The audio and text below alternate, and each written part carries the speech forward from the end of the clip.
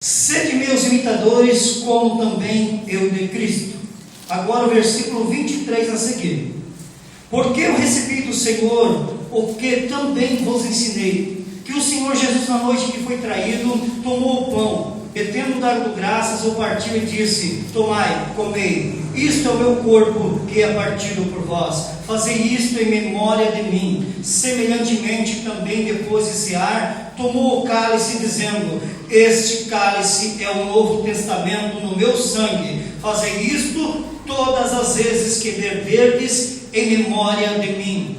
Porque todas as vezes que comerdes este pão e beberdes este cálice, anunciais a morte do Senhor até que venha. A igreja diz amém. Amém. Amém. Glória a Deus. Pode tomar teu assento.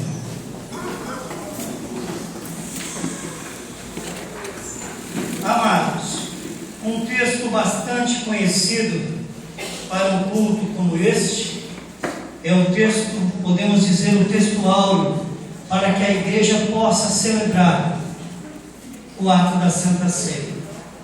Mas essas palavras foram escritas a uma igreja em um tempo, e quem escreveu essas palavras foi um grande homem de Deus.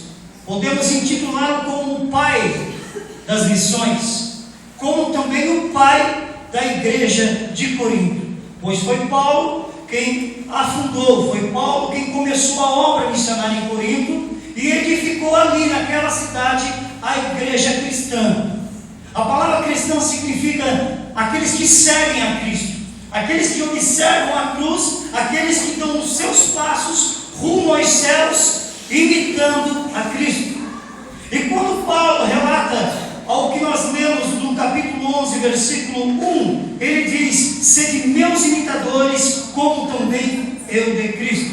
Hoje é o culto de Santa Ceia. Este culto está dentro de uma data comemorativa, uma data onde, querendo ou não, nosso pensamento nos leva a meditar e a pensar em nossos pais. Também é um dia memorável para se lembrar do Pai. Aqueles que perderam o pai há mais de 20 anos, 25 anos, 18, 15 anos. Então esse dia faz com que a pessoa remeta ao passado e lembrar do seu pai. E Paulo, quando está dizendo a essa igreja, ele aconselha ela dizendo assim: sede meus imitadores, porque eu imito a Cristo. O que ele está dizendo com isso? A igreja de Corinto na época, irmãos, não conhecia a Cristo. Não viram Cristo fazer milagres, não viram Cristo efetuar inúmeras coisas que ele fez, efetuou no seu ministério terreno durante 3 anos aqui na terra, o seu ministério. Então Paulo puxa para si a responsabilidade de ser ele o canal simbólico para que a igreja olhasse e dissesse: pois bem, nós não vimos Cristo, mas Paulo, nosso pai na fé, mandou nós olhar para ele e imitar ele, porque ele faz igual a Cristo. Então vamos fazer igual a Paulo. Então Paulo puxa para si essa responsabilidade de fazer com que a igreja o imitasse, porque ele era quem imitava Cristo. Então ele, como um pai, teve a responsabilidade de que seus filhos na fé olhassem para ele e fizessem tudo quanto ele fazia. Nós temos um exemplo na palavra do Senhor, lá em Gênesis capítulo 1, versículo 26, quando Deus diz: façamos nós o homem à nossa imagem, segundo a nossa semelhança. Deus aqui começa a arquitetar e projetar o projeto do ser humano, que somos nós. E eu vejo no capítulo 3 de Gênesis agora, mais precisamente no versículo 9, Deus entrando no jardim do Éden e procurando o homem, procurando Adão, e pergunta: Adão, aonde tu estás? A Bíblia diz que Adão se esconde da presença de Deus. A Bíblia diz que Deus começa a manter um diálogo após Adão se apresentar a Deus. Adão diz: eu ouvi a tua voz caminhando entre o jardim, temi e me escondi, porque estava nu. A Bíblia diz que Deus esteve naquele jardim, mas o que Deus foi fazer naquele jardim, irmãos? Eu quero que você entenda algo fundamental para a nossa vida. O ato de Deus descer dos céus e via até o jardim, até a terra. Deus, quando se coloca naquele lugar, Ele se coloca de forma como um espelho. Por quê? Porque Adão, sendo seus filhos, sua criatura, seu filho, Eva, sua filha, ia olhar para ele, se espelhar nele. Nós encontramos aqui uma ideia do que é discipulado. Foi mencionado sobre discipulado. Então essa é uma ideia do que é ser um discípulo, do que é ser um discipulando. Então nós vemos aqui Deus descendo dos céus e preocupando-se em visitar o homem, preocupando-se em ir em encontro ao homem. Só que nesse dia houve um rompimento naquela comunhão que era perfeita, irmãos. Nós conhecemos a história e sabemos que Eva comeu do fruto que não deveria, como Adão também comeu do fruto. Houve então uma separação entre o homem e Deus. E Deus ali no jardim, mais precisamente no capítulo 3, versículo 15 de Gênesis, Deus dá a primeira promessa, a primeira profecia acerca do nascimento de Jesus para a remissão do pecado do ser humano. Deus diz à serpente que do ventre da mulher iria nascer um que pisaria a cabeça dela. Ela ia ferir o calcanhar, mas a serpente ia ser derrotada. Então a história continua e nós vemos inúmeros episódios da palavra de Deus, Deus separando homens para uma missão única, biblicamente falando. Nós vemos Deus chamando Abraão, tirando Abraão de uma terra da idolatria. Nós vemos Deus separando Moisés para uma grande jornada, para uma grande obra. Nós vemos Deus usando Josué para entrar em Canaã, um tipo de reino, ao que nos faz entender o que é a Canaã espiritual e como iremos entrar lá, só por intermédio da obediência e da perseverança. Então nós vemos na palavra de Deus inúmeros fatores que nos remetem à ideia de que nasceria um e esse ia fazer toda a diferença no contexto bíblico. Nós vemos que no dia da Páscoa é celebrada o dia da morte e ressurreição de Cristo. Eu quero dizer aos irmãos que o maior triunfo desta igreja, a igreja militante, não está no nascimento de Jesus, também não está na vida de Jesus, mas o maior triunfo está na ressurreição, não está também na sua morte. Porque muitos profetas nasceram, muitos profetas viveram, muitos profetas morreram, mas ressuscitar ao terceiro dia, conforme as palavras, só Jesus lá, naquele dia. Então nós encontramos na palavra de Deus inúmeros fatores que nos remetem a meditar o que é servir a Deus. E o que me chama a atenção no contexto do que foi lido é que Paulo se preocupa em passar uma igreja que no presente momento ao qual ele escreve o contexto ou o pano de fundo daquela igreja era esse, uma igreja que estava em discórdia, uma igreja que estava vivendo um momento faccioso dentro dela, momento de um levantar a bandeira de um lado, outro do outro e outro do outro. Um dizia eu sou de Paulo, outro dizia eu sou de Apolo e outro dizia eu sou de Cristo. Mas Paulo preocupa-se em alertar aquela igreja em um ato ao qual eles iriam fazer. Paulo diz que eles iriam anunciar algo. E o que eles iam anunciar, irmãos? Iam anunciar a morte do Senhor Jesus. Nós encontramos em grandes supermercados nos dias de hoje pessoas que estão bem trajadas, vestidas e carregam talvez no peito ou nas costas o logotipo de uma empresa ao qual elas estão representando. Elas estão ali como pessoas oferecendo um produto para outras pessoas, para os clientes provarem. Exemplo, uma bolacha, exemplo, um pedaço de pizza, exemplo, um refrigerante, um suco, enfim. Elas estão anunciando a marca do produto, apenas isso. Então Paulo, quando diz que a igreja de Corinto estava anunciando algo que era bem maior que a marca de um refrigerante, refrigerante bem maior que a marca de um alimento.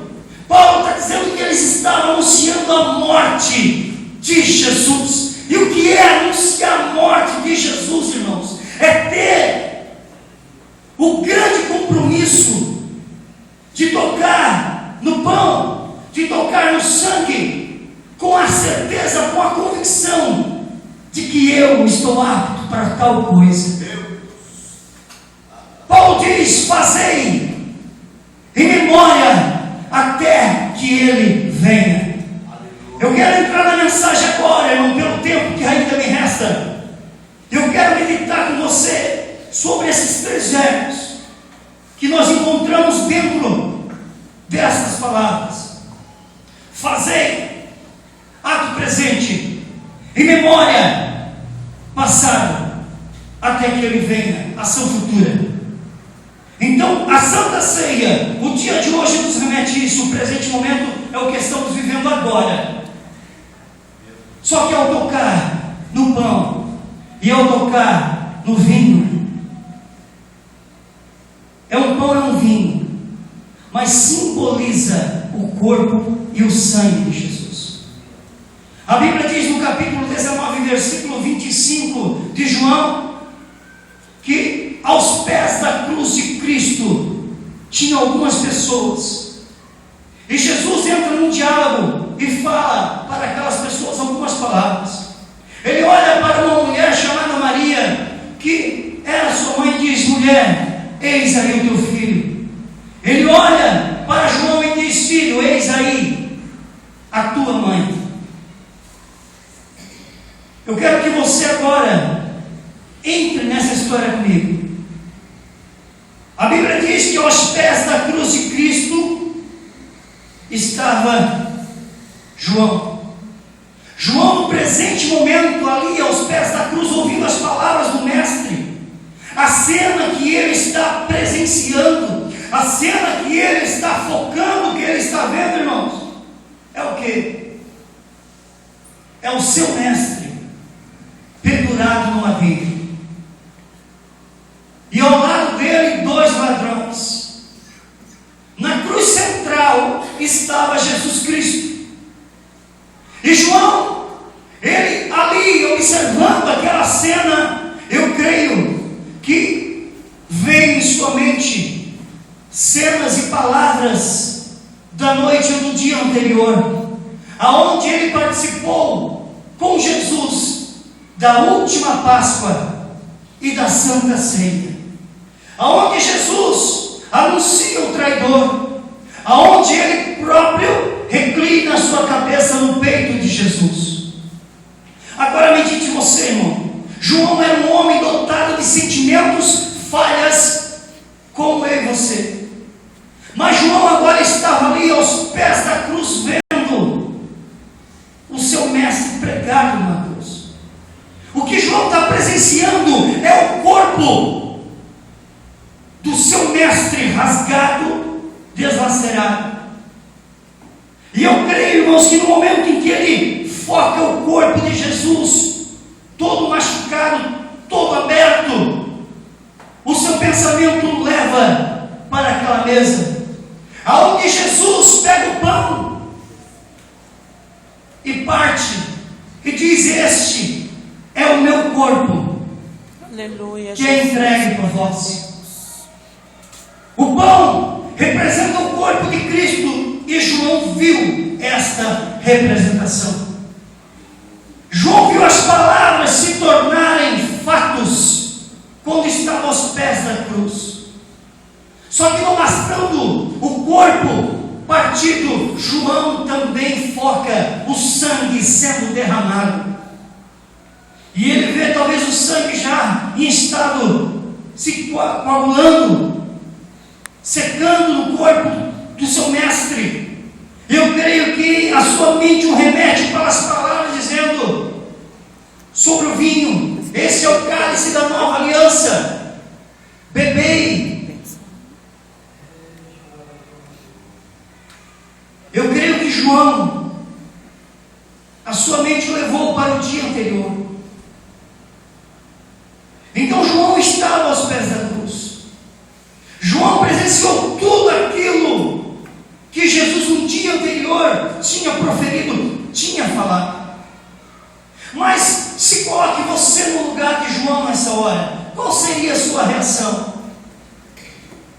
seria a sua reação em ver o seu mestre pendurado numa cruz? Eu creio que o impacto foi tão forte, que João naquele momento não teve reação, apenas observava aquilo tudo. Esse era o presente momento em que João estava vendo. Mas o que eu quero que você entenda é que esse mesmo João que estava vendo Jesus pendurado numa cruz, todo machucado, ferido, foi o mesmo Jesus que um dia antes, o mesmo João que um dia antes se reclinou no peito de Jesus. E não bastando Jesus ali na cruz, naquele sofrimento enorme e tremendo, irmãos, a Bíblia diz que ele tem sede, ele sente sede e pede água. A Bíblia diz que os soldados pegaram e deram-lhe vinagre para beber.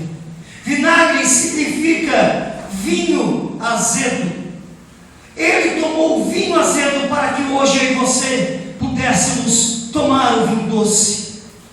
Por intermédio do sacrifício de Jesus lá naquela cruz, hoje eu e você aqui estamos, e um dia, se perseverarmos, iremos estar com Ele na glória. Amém.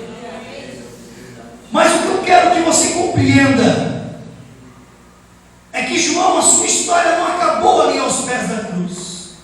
João foi um grande homem, João foi um grande evangelista, e João teve um ato como esse que nós teremos hoje. Ele teve o momento da Santa Ceia, mas agora o momento da Santa Ceia pós-cruz. Pense e medite você, como é que foi a primeira Santa Ceia de João, depois da cena lá no Gólgota? Nós somos dotados, irmão, de memória, temos uma grande CPU aqui, são muitos gigas de potência aqui, ó, que é armazenado sobre lembranças. Imagine você a primeira Santa Ceia, o primeiro ato, depois lá do Calvário, o primeiro momento em que João se reúne com seus irmãos para participar do corpo e do sangue de Jesus. Como foi a reação desse homem? Sabendo da responsabilidade, porque ele viu as palavras sendo proferidas na última Páscoa, na instituição da primeira Santa Ceia.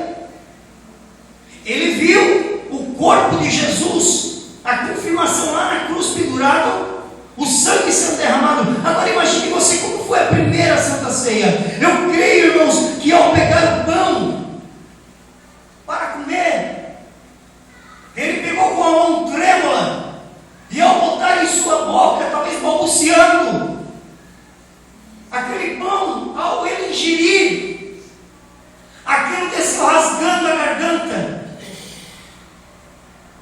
trêmulo, sabendo da responsabilidade que estava por fazer. Eu creio que ao pegar o cálice com vinho, que representa o sangue de Jesus, eu creio que as mãos dele estavam trêmulas, porque o tremor era enorme. Ele sabia que aquele vinho representava aquele sangue que ele viu momentos ou dias atrás sendo derramado, sendo vertido de Jesus Cristo. E eu quero que você entenda que o pão, para chegar na forma de pão, ele teve que passar por alguns processos. Que processos foram esses? Primeiro, o processo da semeadura. Era e foi preciso semear o trigo na terra. Depois do trigo de ser semeado, ele começou a crescer. Houve um processo do cuidado. Depois de crescer e estar pronto para ser cortado, ele foi cortado, foi batido. Depois disso, foi amassado para virar farinha, para virar a massa, aonde nós temos hoje o pão. Não foi diferente com Jesus. Ele foi semeado aqui na terra. Ele veio como uma semente. Ele cresceu. Ele viveu nesse mundo, ele teve todas as necessidades que nós temos, ele teve todas as tentações que assim nós temos, só que ele triunfou. E teve o dia onde ele foi cortado e foi pendurado numa cruz e tornou-se um maná puro que desceu do céu, o verdadeiro alimento espiritual para nossas vidas. Aleluia, Jesus. Para você entender o vinho, o suco, para chegar até aqui houve um processo, o processo também do plantio. Mas depois de se plantar, houve o tempo de se cuidar, depois houve o tempo de arrancar a uva.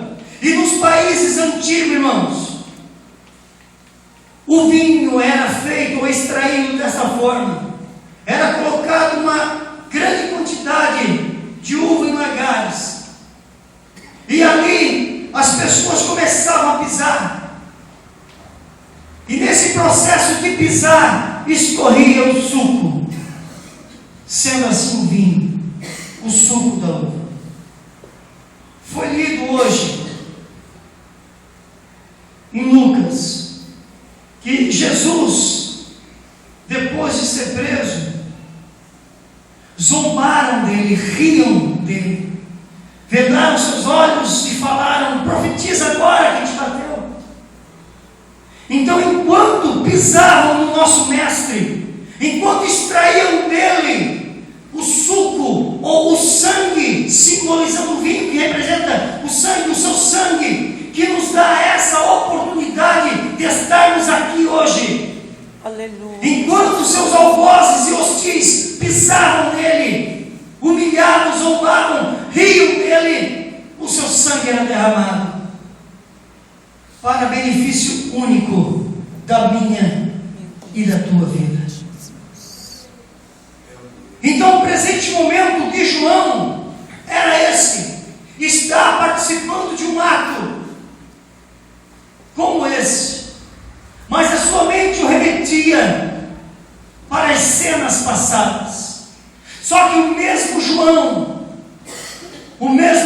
irmãos, que presenciou Jesus na cruz, o mesmo João que viu tudo isso, viu as palavras, andou com Jesus, é o mesmo João que recebe da parte de Deus as revelações de Apocalipse. E no capítulo 22, 20, ele expressa o anseio que todo cristão tem que expressar, o anseio pela volta de Jesus. Ele diz: certamente venho. E ele diz: amém, ora vem, Senhor Jesus. Quando a Bíblia diz que anunciar até que ele venha dessa forma, eu participo hoje desse ato com a convicção de que se ele vir, a qualquer momento eu vou estar pronto, apto a subir no arrebatamento. Então a Santa Ceia nada mais é do que um memorial, um ato onde iremos celebrar, iremos participar, anunciando que há mais de 2000 anos atrás Jesus morreu pendurado numa cruz, entregou-se, foi cumprido nele todas as profecias do Antigo Testamento. Então eu, ao participar desse ato, tenho que ter a plena convicção de que eu estou de acordo. Eu não vou estar participando de um petisco, como em muitos lugares é feito dessa forma. Já não há mais reverência, já não há mais prudência, já não há mais lembranças do ato da cruz. Existem lugares que num ato como esse, para as pessoas participarem desse ato, elas têm que mostrar um canhoto bancário, comprovando que pagou o dízimo naquele mês.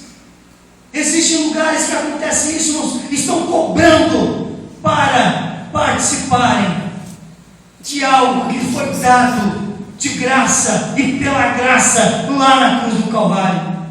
Eu quero que você entenda que a responsabilidade nossa no ato fundamental para a nossa salvação, mas também para a nossa condenação. Se bebermos, se participarmos indignamente, podemos um dia ser julgados e condenados por esse ato. É por isso que a vida cristã tem que ser uma vida respaldada em Cristo, espelhando-se apenas nele. Cristo que é um culto de Santa Ceia, a gente medita nisso, mas não podemos deixar de pensar que é um culto também, aonde já foi feita homenagem para os pais. Tem um ditado no mundo secular que diz: tal pai, tal filho. Por quê? Em geral, o filho sempre imita o pai. Sempre imita. Ou é no jeito de se vestir, no jeito de falar, no penteado do cabelo. Enfim, o filho sempre vai imitar, porque a figura masculina que ele observa é o seu pai. Então ele sempre vai tentar imitar, seguir os passos do pai. Ele vai espelhar o pai. Jesus, quando esteve na terra, ele sempre buscou se espelhar no seu pai. Quando ele vai buscar em oração, em momentos particulares, ele vai buscar a perfeição divina que somente Deus pode dar, nos dando o exemplo de que só tem um jeito de buscarmos a perfeição da parte de Deus, que é por intermédio da oração e por intermédio da renúncia a tudo aquilo que esse sistema do mundo nos oferece a cada dia. Então Paulo, ao escrever aos Coríntios, ele se preocupa em alertar, aconselhar aqueles irmãos pelas responsabilidades que eles assim tinham no ato como esse de hoje. Só que essa carta foi escrita aos Coríntios, só que temos ela em mão. Então, por certo, estas indicações de Paulo caem sobre mim e caem sobre você, pois somos a igreja militante, a igreja que está caminhando para o grande triunfo de um dia subir no arrebatamento com Cristo. Então o culto hoje é um culto de memorização, de fazer uma introspectiva, ou seja, entrar lá dentro e ver como eu estou. É saber que não é um pão, um petisco. É saber que não é um vinho, uma guloseima ou coisa parecida. É a representação máxima do sacrifício de Jesus. É o que nós temos aqui hoje. E eu quero que você medite nisso. Eu quero que você guarde no seu coração essas palavras, para não pecar contra Deus. Eu sei, irmãos, que muitas das vezes não é fácil a gente engolir certas coisas, suportar certas coisas. A gente por si só não consegue. Mas Jesus, Ele diz que sem Ele nada podemos fazer. Então hoje é um culto onde iremos anunciar a morte de Cristo, iremos expressar a comunhão que temos com Ele. Eu peço que vocês coloquem de pé. É um culto especial para você buscar mais comunhão com Ele. Porque nas tarefas do dia a dia, irmãos, a gente esquece de muitas coisas. E tem certos momentos do dia a dia que nós nos esquecemos até de quem nós somos. E a pergunta é: quem somos para este mundo? A Bíblia diz que lá em Antioquia foi pela primeira vez dado o nome de cristãos aos seguidores de Cristo. Foi lá em Antioquia. E o que fez aquele povo olhar e dizer, ou intitulá-los de cristão, eram as ações e as reações daquele povo. Porque agir como Cristo, irmãos, em momentos é fácil. Agora, o desafio maior é reagir como Ele. Exemplo, lá na cruz, pregado, Ele ora e diz: Pai, perdoa-os, porque não sabem o que fazem. Então esta é a forma de observarmos que alimento temos recebido e de que forma temos expressado aquilo que temos recebido.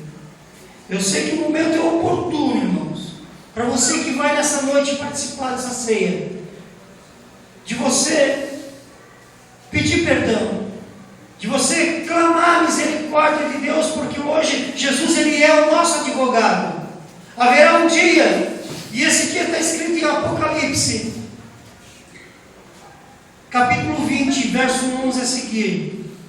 Haverá um dia que Jesus não vai ser nosso advogado, mas será o juiz que irá nos julgar aqueles que vão estar ante um grande trono branco. Aproveitamos o privilégio de termos Jesus hoje como uma recomendação de advogado, como o próprio João escreve dizendo: filhinhos, não pequeis, mas se pecardes, lembrai-vos que há um advogado no céu, e ele é Jesus. Então é hoje a oportunidade de você confessar aquilo que talvez tenha impedido o seu crescimento e a sua comunhão com o Espírito Santo. Amém?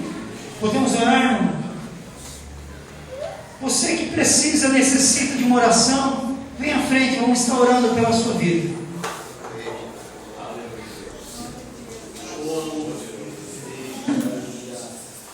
Louvado seja Deus.